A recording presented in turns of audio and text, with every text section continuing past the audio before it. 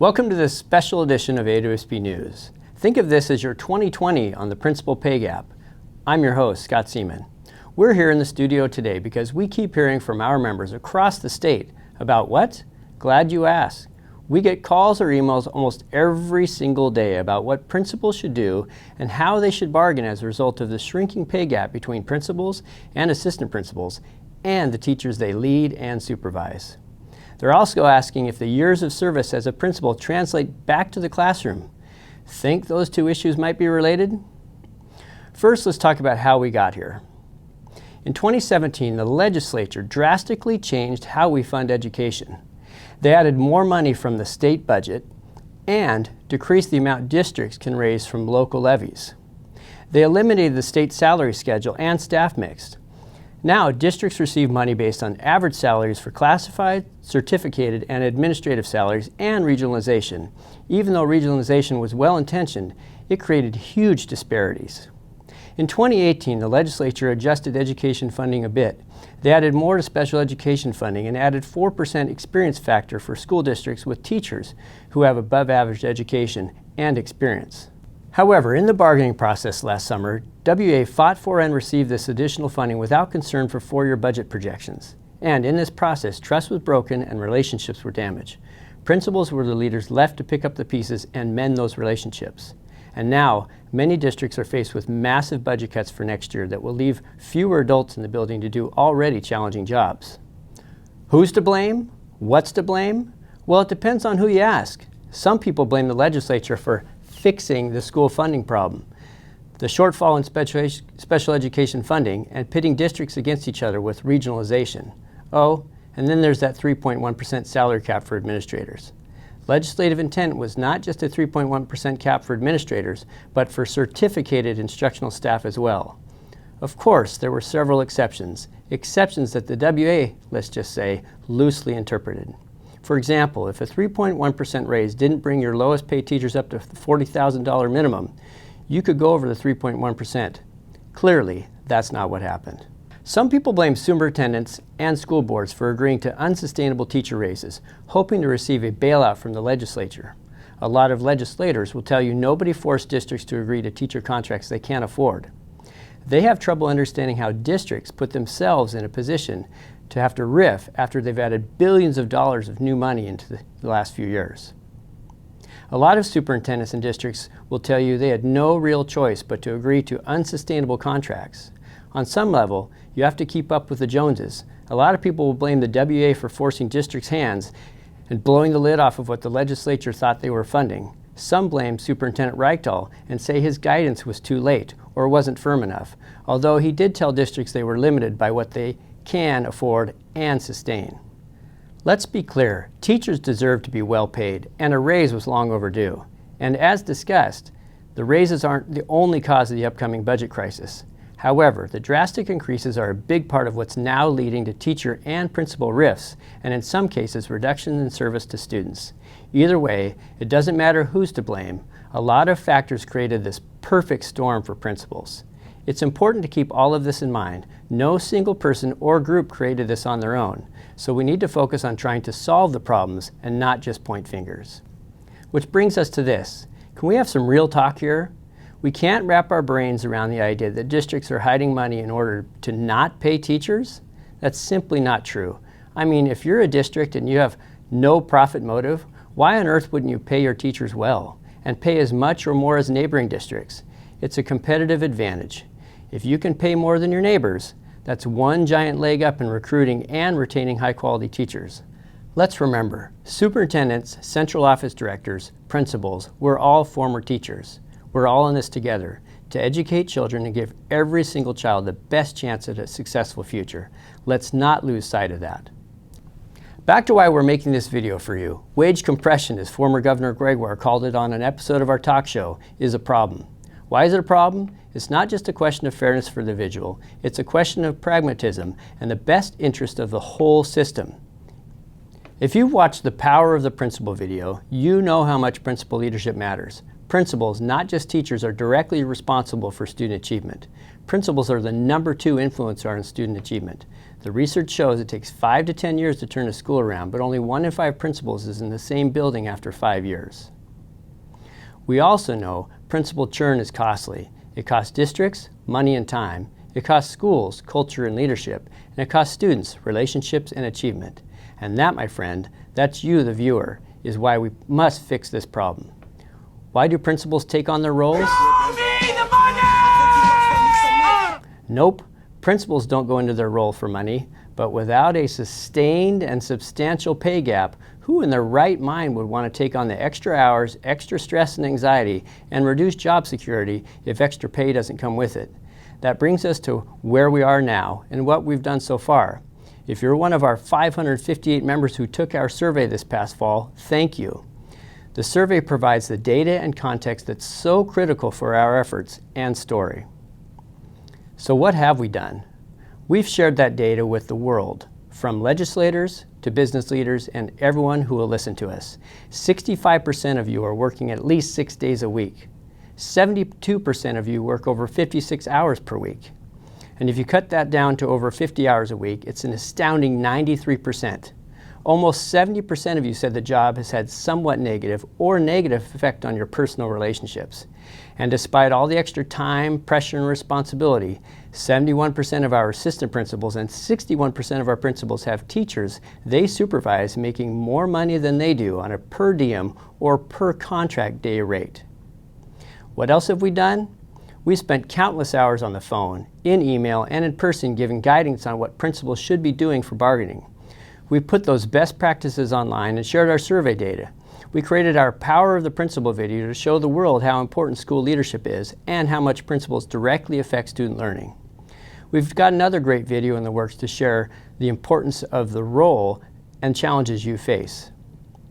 We've worked with WASA to help districts prepare for strikes, avoid them if possible, and rebuild after the damage is done.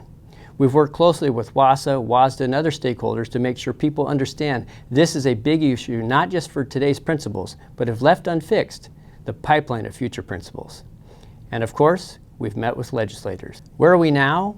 Well, we're in limbo, stuck between the 3.1% language of last year and the hope of magical fixes for the next year. The 3.1% cap ends on June 30th, 2019, so there's nothing preventing districts from fixing the situation, except for, a huge budget shortfall. So how in the heck do we advocate for principal salary increases as districts begin the ugly process of reduction of force? Every single day we read a news story about budget shortfalls and possible rifts. We even read an article about one of our principals on our middle level board who expects to lose 6 of his 24 staff, which for the math challenge is an astounding 25%. If this situation doesn't get fixed, we could easily head into a principal leadership crisis. We fixed the teacher shortage and started a new crisis, attracting and keeping great principals in our schools. We hear from our university prep programs that most of their students don't plan on applying for assistant principal or principal job until something changes. And every day we hear from veteran principals thinking seriously about heading back into the classroom. With the state budget still unknown and the legislature working through piles of bills, it's safe to say there are no silver bullets emerging from this session. Waiting and hoping for a budget fix might be a fruitless effort.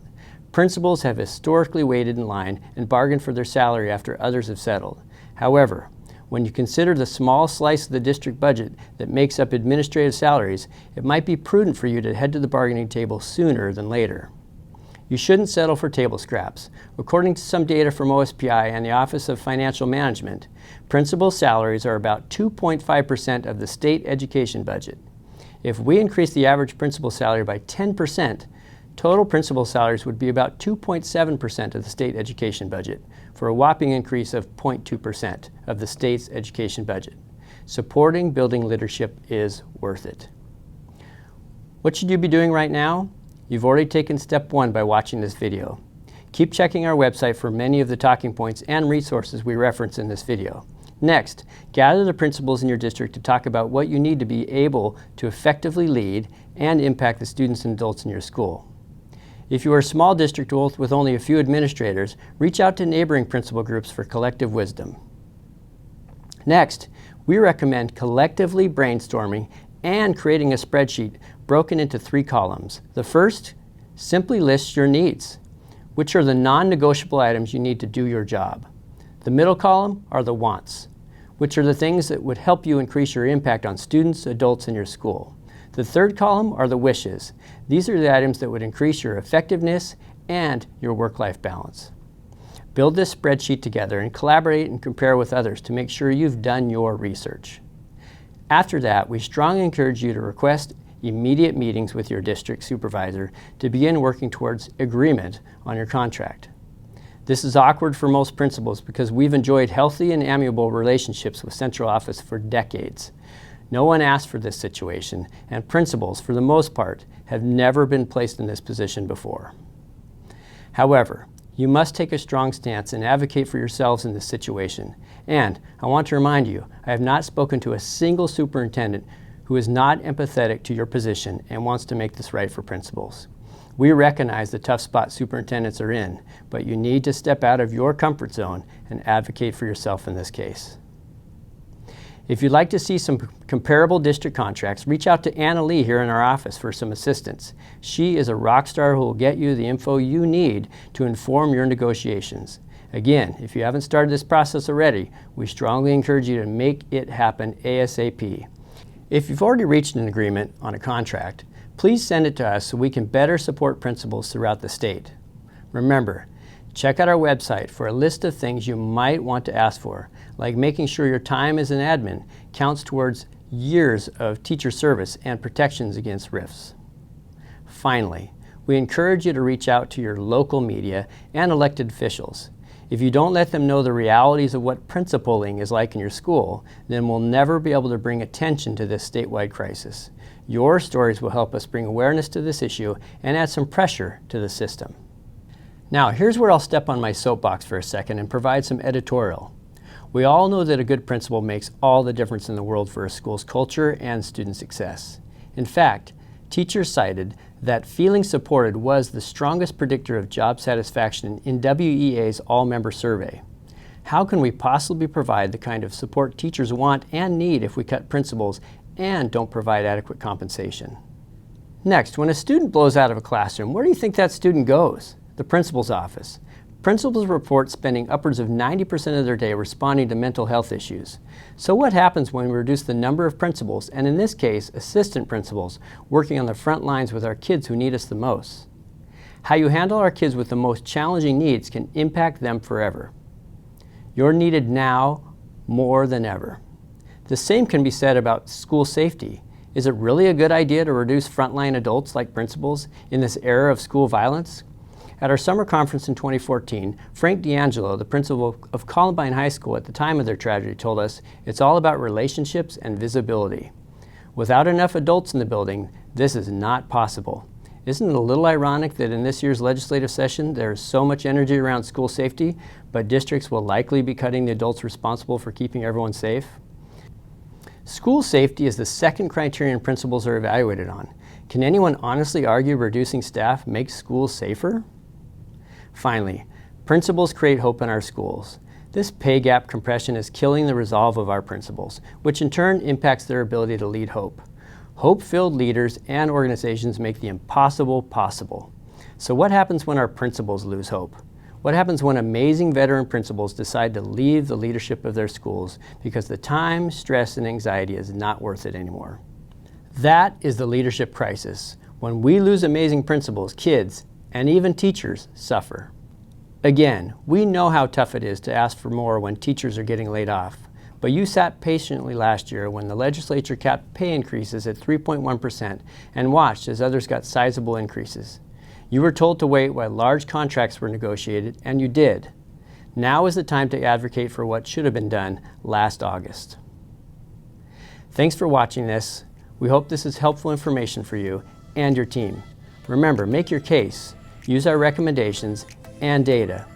But be sure to remain kind and professional, knowing incredibly tough position your superintendent is in. Let us know how else we can be of service, and as always, keep up the great work for kids.